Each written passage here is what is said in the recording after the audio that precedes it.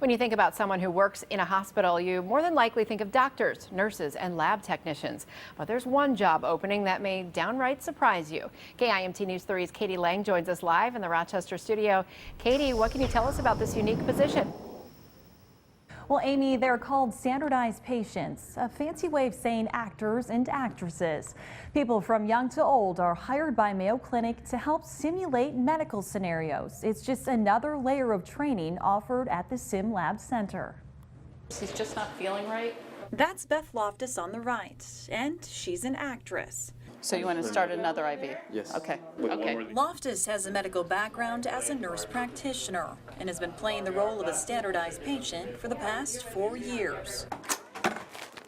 My name's Beth. I'm your ER nurse. Assisting these medical students in treating Mr. Braddock, a simulated patient. That's the voice of Dr. Tori Lack. He co-directs the Simulation Center, or what Mayo calls the Sim Lab. During most training sessions, you'll find him behind this glass pane.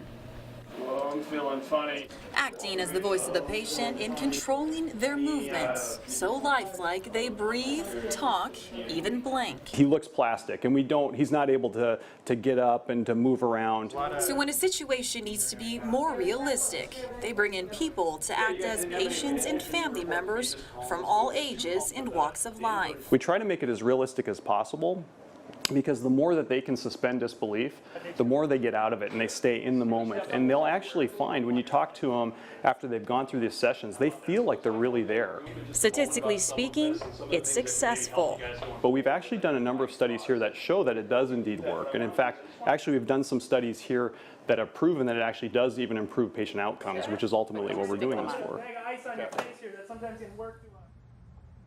Dr. Locke tells me not every scenario involves a deathly ill patient, nor are the trainings just available for medical students. In fact, they do train with faculty and staff on communicating with patients and their families. Reporting live in the Rochester studio, Katie Lang, KIMT News 3. Thank you, Katie. Mayo has expanded beyond its Rochester campus, and it's doing simulation at other locations across the health system in Minnesota and Wisconsin.